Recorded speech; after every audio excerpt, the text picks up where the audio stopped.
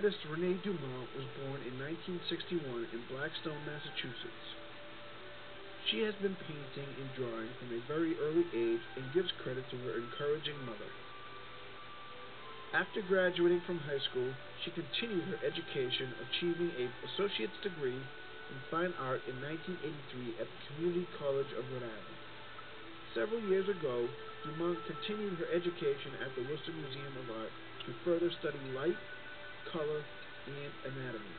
Renee found opportunities painting with other artists on many pieces of work, and she shares how observation helped to improve her skills. This classic atelier training she received from 1983 to 2001 has helped to shape her skill as a realist artist.